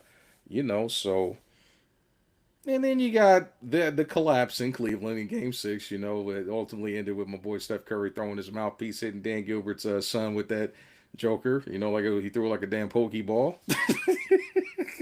And then you got the one of the best Game 7s I've ever seen in any sports, man. Like, bottom line, that was by far like the best, most dramatic Game 7 series like in history, man. So just with the hype, the history, the legacies on the line for two future Hall of Famers in both LeBron James, Steph Curry, and also Kyrie Irving and Klay Thompson.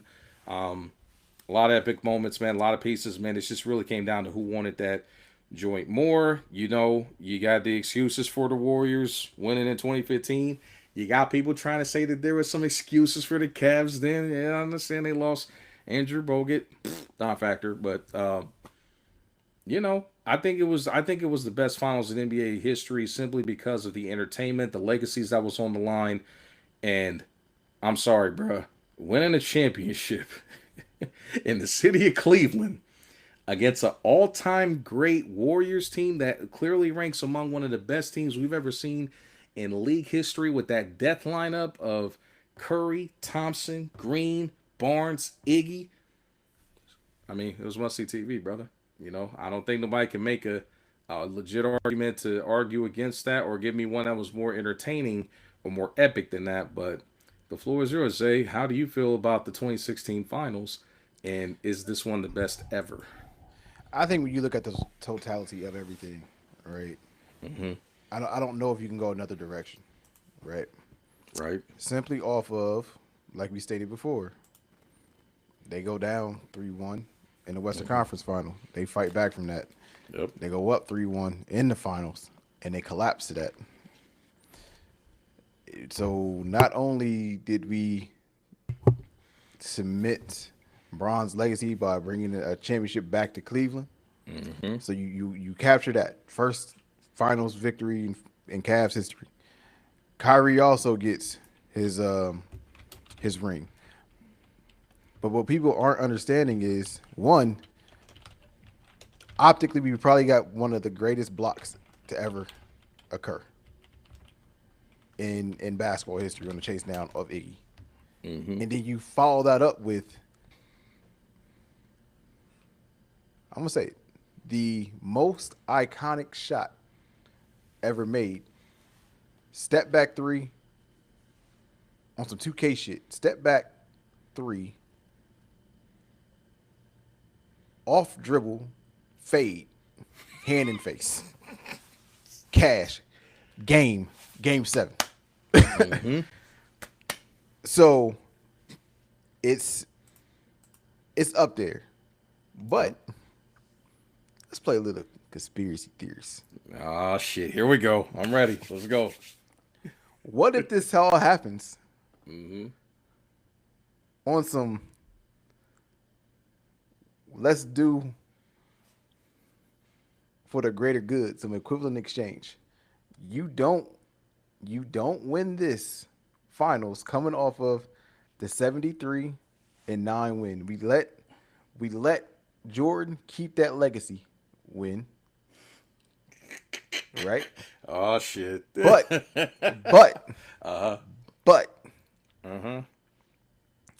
we also let Bron submit his legacy by winning one for Cleveland. And what do you get in return?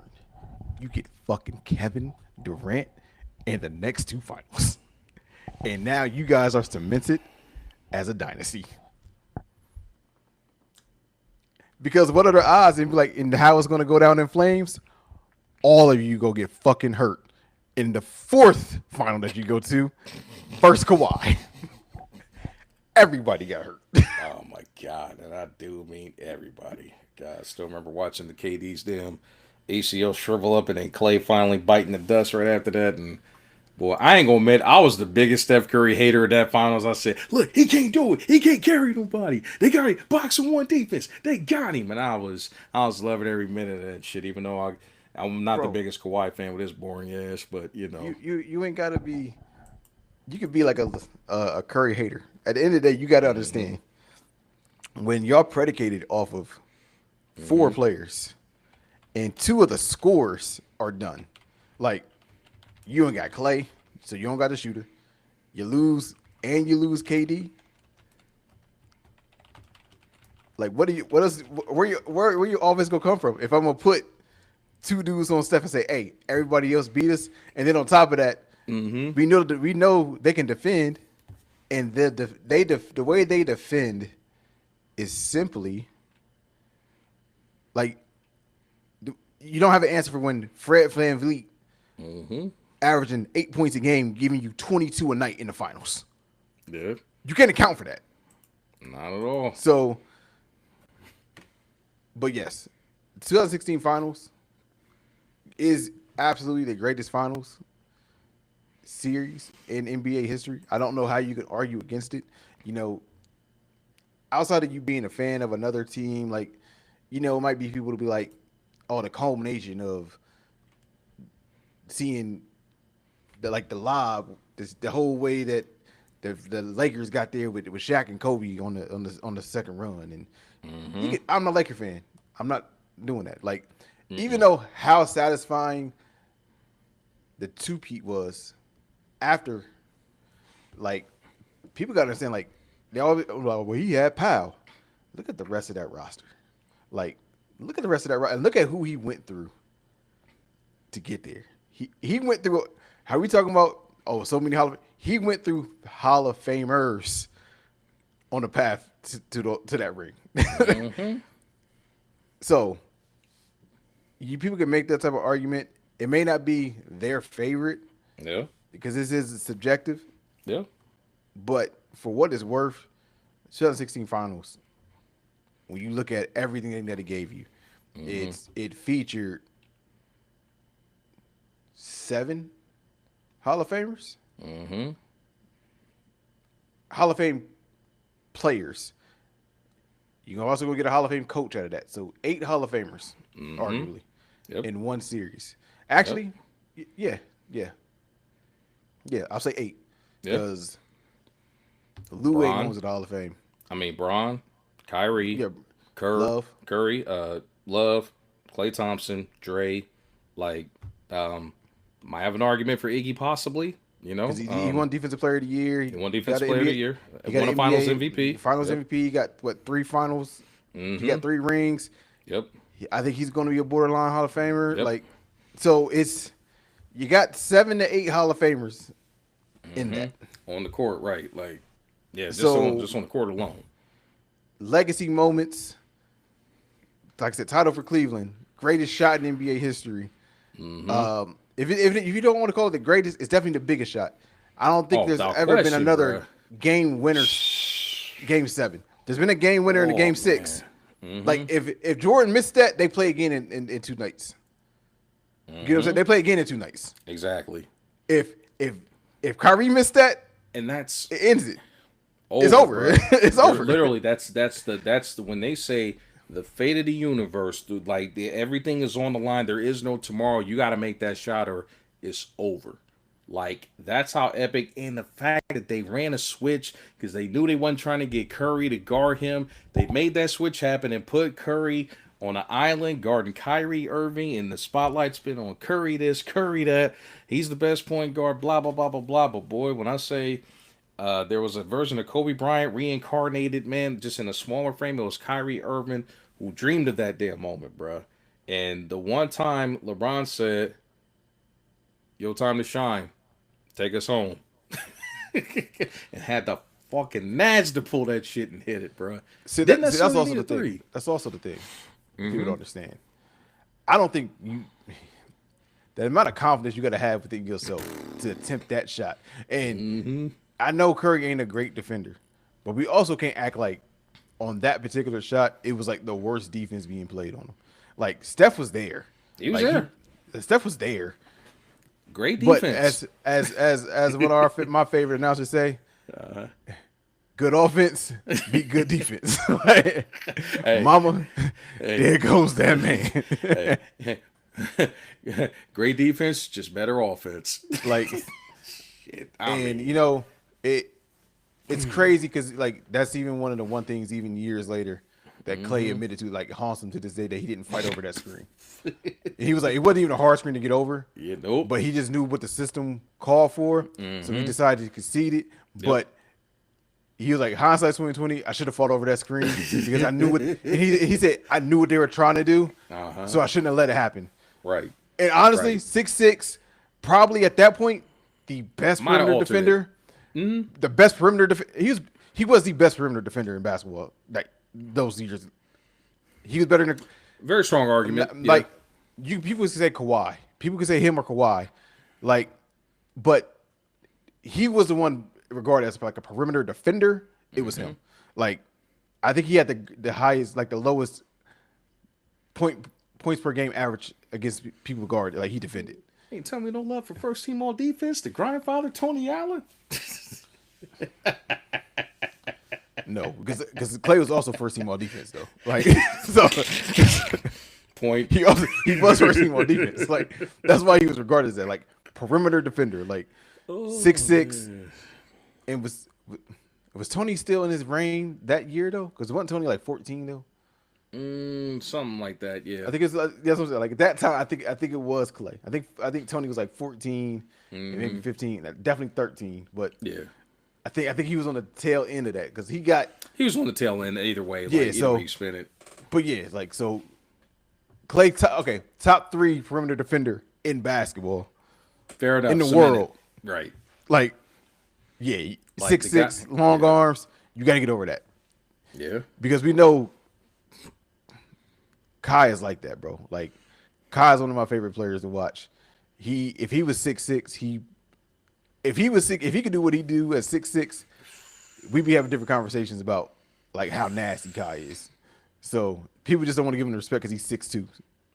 So 6'2", and he's got his hot takes and his mentality. Which, as much as I used to slam him for it, I actually have grown to appreciate some of his ideologies, man. But it's one of those you just have to not like settle for like the short shit that people like will promote out there social media wise. You really gotta dig in and understand a little bit. I still don't agree with the whole flat Earth concept, but that's a different story for another day. But for sure. But I can appreciate the legit argument that he makes in regards to doing it and calling shit into question that's just been force fed to us. So I can appreciate that piece about Kai and just the self-confidence, man. You know what I mean? Like you said, like to have that and to not say that I'm good with just being a co-pilot. I want to be that guy. You know what I'm saying? And to make that shot in that moment, like that was like that shit that he's been practicing since day one, man, that he picked up a basketball to be that guy in that moment, man. So, and I should say, like, I just can't think of a more, I mean, we've seen some iconic shots, but we're talking, there is no tomorrow. You are on the brink of making history. No team had ever came back from a 3-1 deficit. You fought through 2 games to give yourself a chance, man, and it's all right here, bro. Like, all the bullshit that happened in the other games, the runs, it's like, who's got it? Who's got it right here in this moment, man? Like, like everybody's hurt. You even heard claims out of the Warriors camp after the finals. Oh, we were tired. We were hurt from trying to chase the ring and all that other bullshit. But, it's the guts to get that done in that moment, man. That makes that shit so epic. You know what I'm saying? And also one of the things that you can say, appreciate you. Like, it's like weird from like the media's, not media, but like the social media perspective, right? They gained this thing afterwards with Kai, talking about like, oh, he a loser because he no longer wanted to play with Bron, right? That's the take that he give. But then those will be the same people that'll be like, we live in a soft society where everybody want to be teammates and team up and buddy. But you got somebody like, nah, F that. I want to beat the best. Right. Nah, you an idiot. Like, that makes no sense. You can't have it both ways. Like, nope, you cannot. You cannot have it both ways. You cannot be like, oh, people too soft these days, and people need to stop being buddy. Oh, everybody want to team up. That's soft. That's weak. That's trash. And then you got one dude that was on the team. Granted, it was a team that he was drafted to, and then they bring him in and they make trades to make him a super team. Right. And he wins a ring, mind you.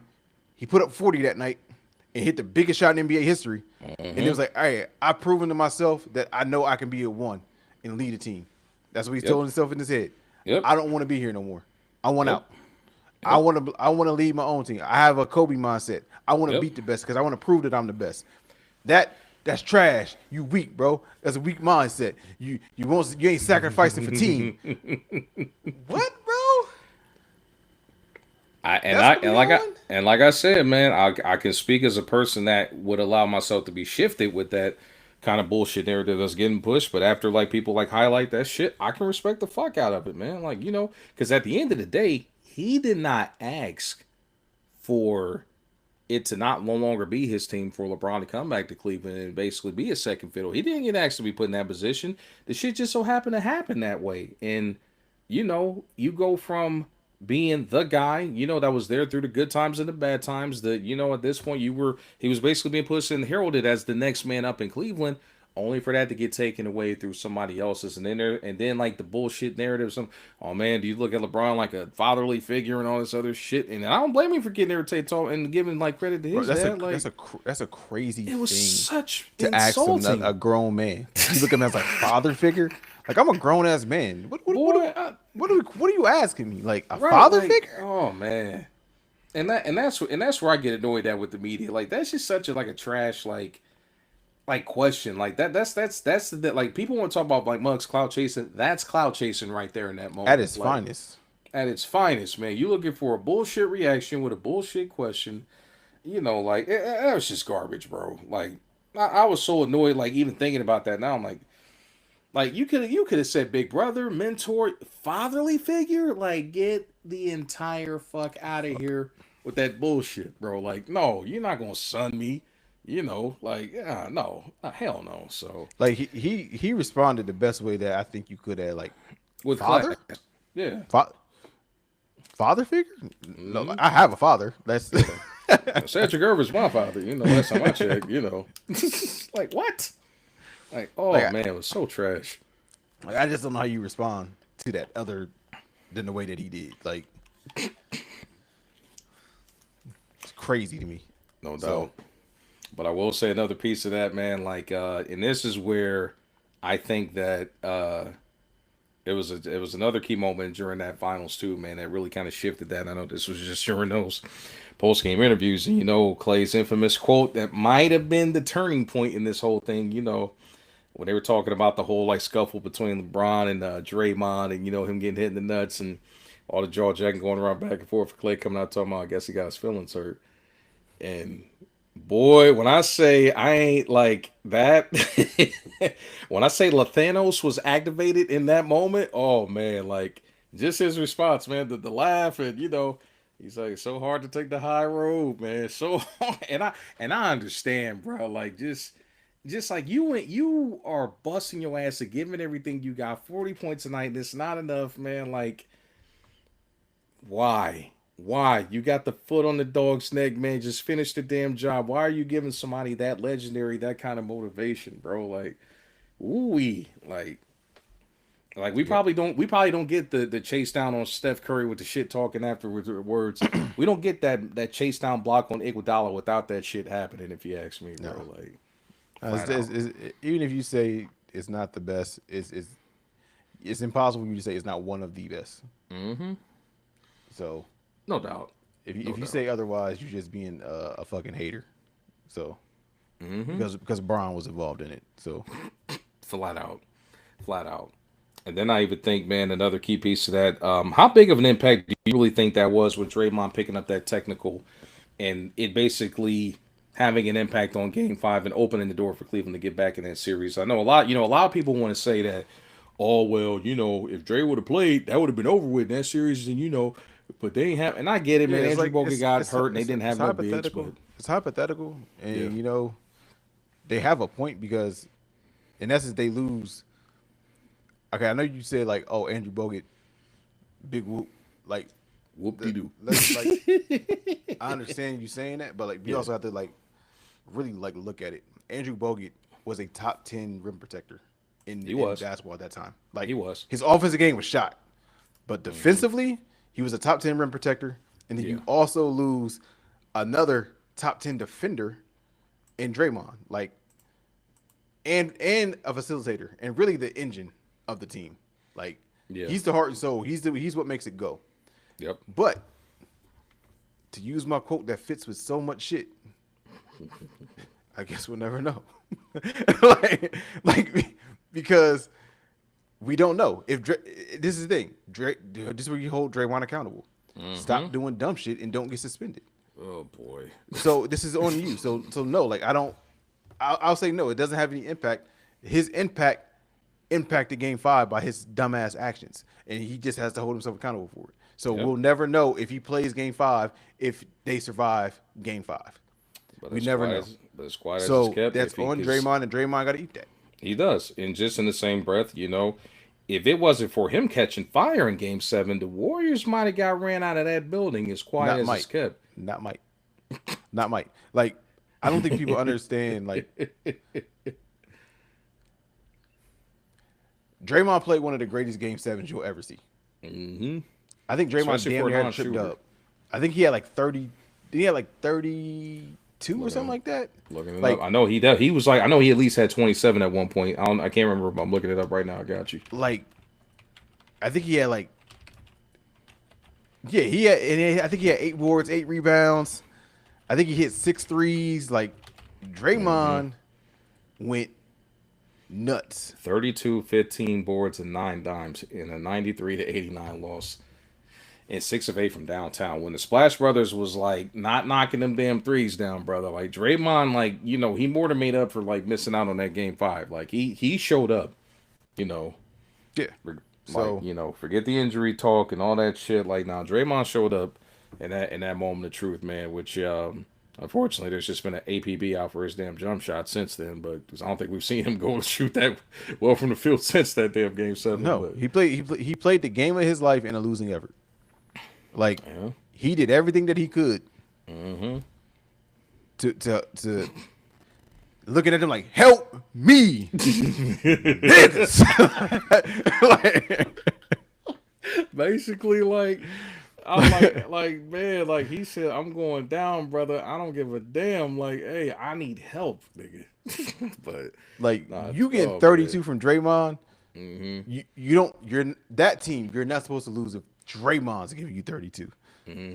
That's added. That's a bonus. That's a bonus, bro. That's a bona fide number 3 option, giving you 32 and damn near a triple double with it. Like, what? I don't even know if you call him a third option. That's the crazy part. He might be the fourth.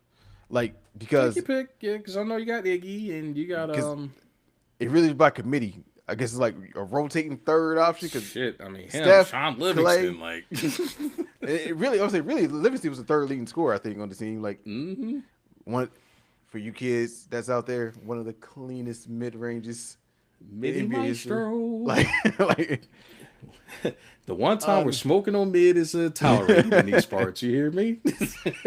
like, you know what's crazy? You looking back at it, he might have been what his ceiling is what Shea is. Like him, they have a very similar fucking game.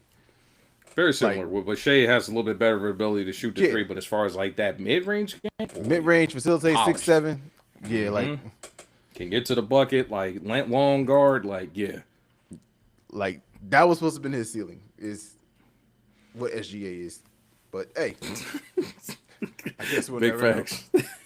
Right. Big facts. Not 30 plus points. It's not enough. But you know a key reason why it wasn't enough, man? Because another guy that does not get his credit also in that moment of truth. And he was kind of Cleveland's unofficial third fiddle, the third all-star brought in, the guy that missed majority of the playoffs that previous season after snapping his shoulder and dislocating and not being able to return, man. Can we give Kevin Love his flowers, man? For once, because like a lot of people don't understand, like when you are used to putting up some insane stats in Minnesota, insane. I'm talking like Kevin Love was one of them dudes at one point that was out there, giving you 20 and 20. It had a 30 and 20 performance up there in Minnesota. Now, I think granted, he had a 30-30 game.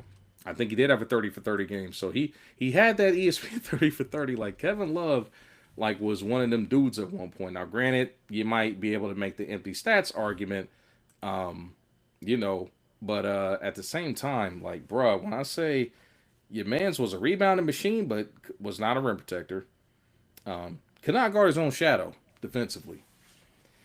could stretch the floor, but not a guy that you can count on to constantly make threes. But he made that adjustment and improved his game to help like the team out and stuff. Very underrated passer, very underrated. Like especially when it comes like when you want to talk about He's break a king of the starter, outlet. He's a king of the outlet. the dude is the king of the being like the break starter, or the break igniter, man. Like that dude was throwing full court dimes. But my specific moment with him was also in that game 7, because they were they made the switch, got my man on Steph Curry. Now anybody knows in most cases that's a Cook job. That's Curry breaking away and getting a 3-pointer off, and that totally changes the outcome of the game. But when I say again, in the moment of truth, inspiration, how bad do you want it? How bad are you going to fight and you get dealt a shit hand? What? Hey, what do we say? What we've been saying in college football? Watching all these games on Twitch. Red zone, 4th and 3. You're down by 4. Gotta get in the end zone. What you gonna do? you know, Clear chance for Curry to win. Now he hit a 3. It's over with.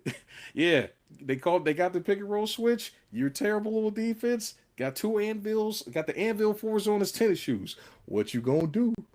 And he defended Steph Curry admirably, bro. I'm talking like moving them damn feet, not falling for no fakes, like staying disciplined, and clearly contested a 3-point shot for the win in that moment.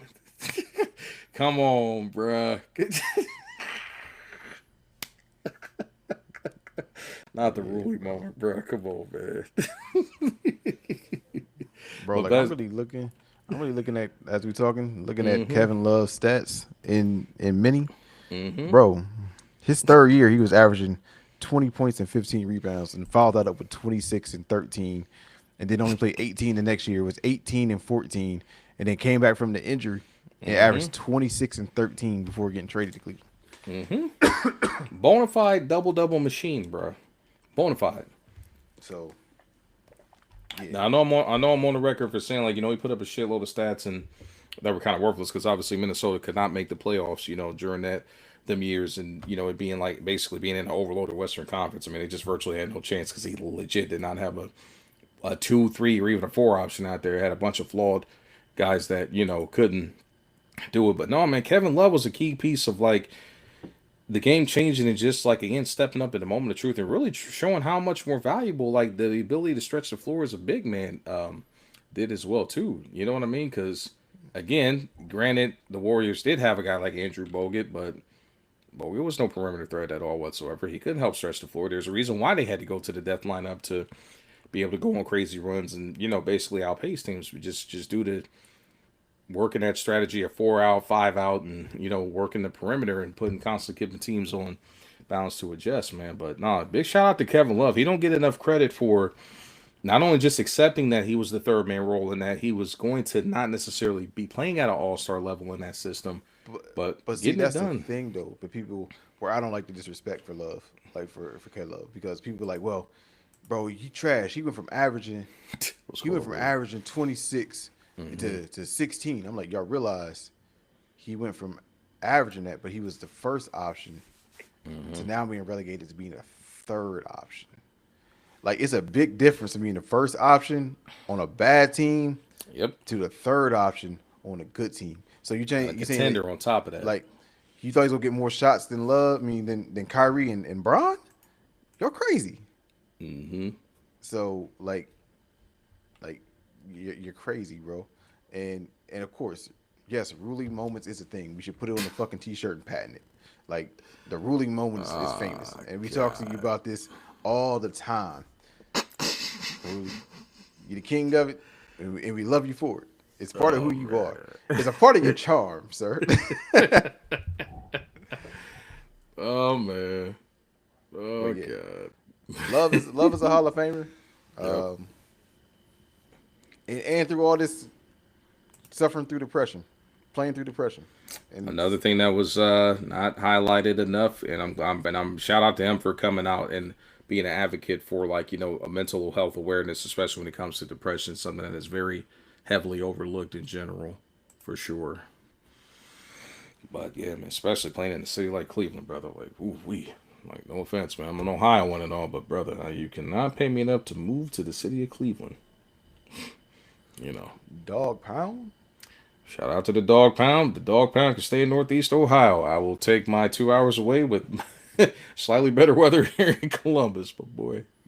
Really, you're not changing, and it's fine. You're not gonna change that. That notion is with you forever. It's a stigma. It's with you. Nah, I got something for Ruli. Hey, you hear us calling it out here on on these streaming platforms. Just like we say, red zone, 4th and 3, 4 yards out from the end zone, get down by 4. What you gonna do? What you gonna do to change Texas that route. narrative, my boy? Texas route. We saw how that ended recently. Don't do that, bro. Texas route. Use the lip.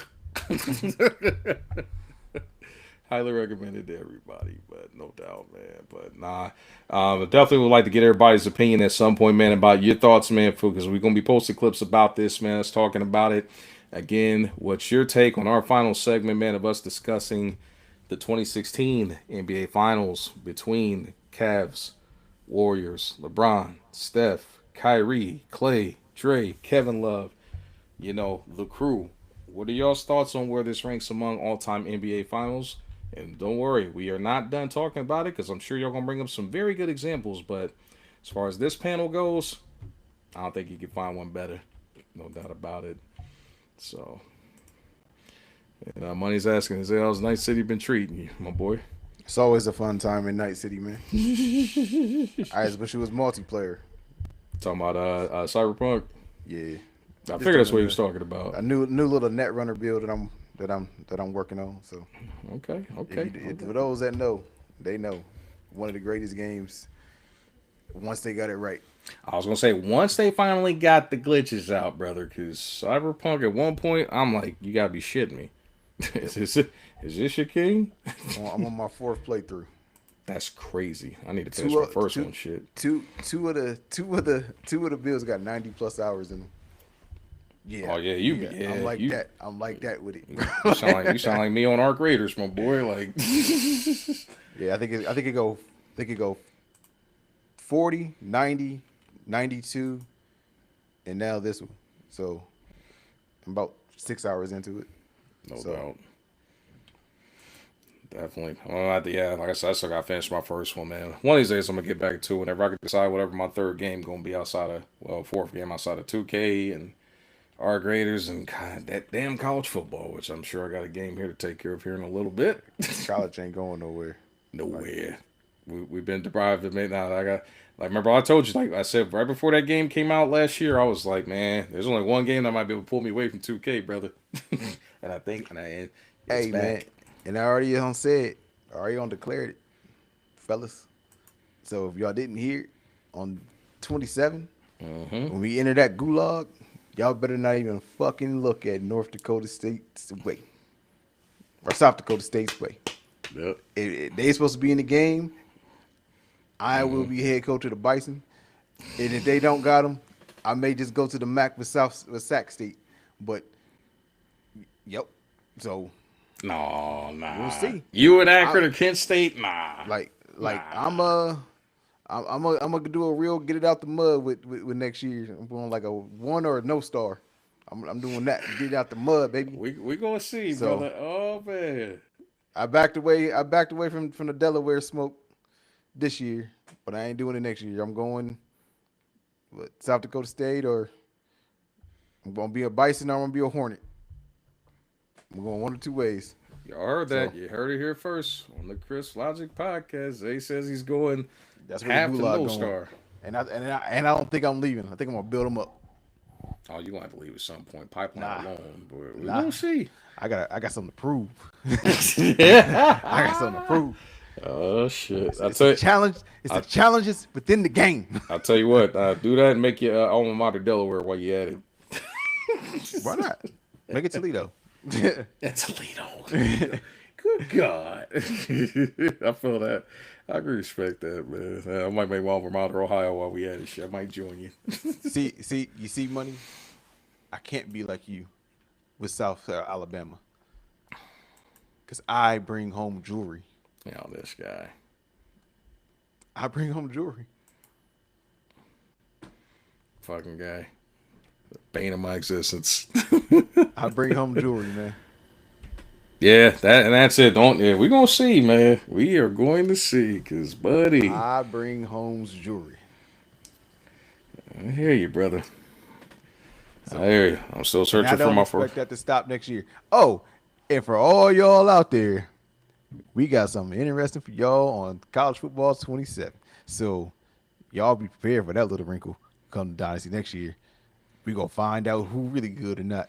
Oh yeah, I know what you're talking about. Yeah, there's definitely expect the upcoming announcement, a huge one, coming here soon. Cause yeah, Huge, we're gonna huge. huge, tremendous, bigly. It's gonna be a huge announcement. It's gonna change the world. It's gonna be wonderful. Yeah, man. Yeah, just wait and see, my brother. It's already been decided, and we gonna see who about that life, man. Who about that grind, that real grind. You know what I'm saying? Cause you that also means you got to play the regular game mode, and yeah, Hmm. you got to figure some shit out, figure it Hmm. out, and And I've already yeah, embraced it myself here recently. So yeah, I don't change, and I feel more dangerous since the change. That's the crazier part. I feel more dangerous. I don't, no Hulk, no problem. No Hulk, no problem. So Nah, man. It's all about the scheme, man. That's all it's about, man. It's all the eternal chess match. But no doubt, man. But on that note, folks, we have reached the final moment here of the Chris Logic Podcast, episode number 49. Here, we appreciate everybody tapping in and tuning in and providing energy and antics. As you know, we discuss a lot of things. Definitely expect us to talk more March Madness on next week's episode and more. We probably, honestly, it might be a rerun of this one here for episode 50. But I'm at that interesting wrinkle with us reaching the half century mark. So we it's gonna be a special one next week. Just facts. no one believes. So we're gonna be definitely doing something special for episode 50, man. It'll be a nice little surprise, but we will let y'all know what that will be. And Zay, you got anything for the people before we close it out and get ready to get on up out of here and pay these Same bills? message as always. Continue to pour in us as we continue to pour in you guys. So, keep supporting, like, share, subscribe, follow. Uh, tell a friend to tell a friend, and tell that friend to tell their friend to hopefully tell their friends.